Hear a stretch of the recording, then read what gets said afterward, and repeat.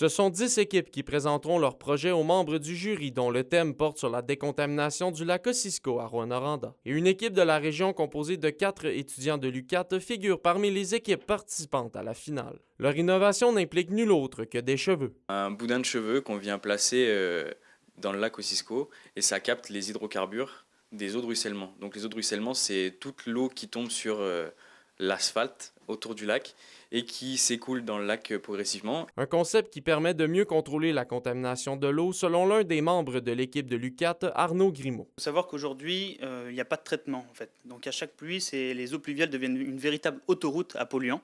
Et donc grâce à notre écofiltre, on vient justement amener une barrière à la contamination, à la fois hydrocarbures, métaux et particules fines. Au départ, leur projet visait à la mise en place d'îlots concentriques permettant la captation des rejets à 100%, mais il a dû être réduit en raison du fait qu'il était trop ambitieux. On s'est vraiment concentré sur qu'est-ce qui était accessible pour nous, qui est un effet waouh en fait. Et c'est les cheveux qui sont ressortis et on a gardé les cheveux.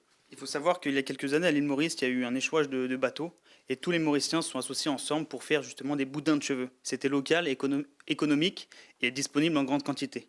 Donc ça, c'est un élément majeur justement dans notre développement de l'écofiltre. Du côté d'Aqua-Action qui pilote l'événement, le choix de tenir le défi à Rouyn-Noranda s'explique du fait que l'édition 2025 se concentre sur les bassins versants des zones de collecte d'eau qui sont affectées par diverses industries comme le secteur minier. Cette édition-ci a vraiment été faite en collaboration avec la ville de Rouyn-Noranda, le collectif Territoire qui a beaucoup d'activités de réhabilitation du lac Ossisco. Depuis sa création en 2018, le défi permet à certains participants de faire prospérer leur innovation, comme Eddy Dureuil, qui a aujourd'hui sa propre entreprise spécialisée dans la récupération des eaux. On est établi, on a plusieurs systèmes de vendus, je vous dirais en fait au Québec. L'objectif, nous, c'est d'adresser le gaspillage de l'eau dans les bâtiments. Donc on a deux solutions qu'on offre. On a une solution qui vont aller capter les précipitations sur les toitures des bâtiments et les revaloriser en fait à l'intérieur du bâtiment pour réduire la consommation d'eau potable. Même une fois le défi terminé, Aquaction continuera d'aider les équipes dans la poursuite de leur développement de leurs projets d'innovation et qui s'inscrivent dans leur mission de la protection de l'eau.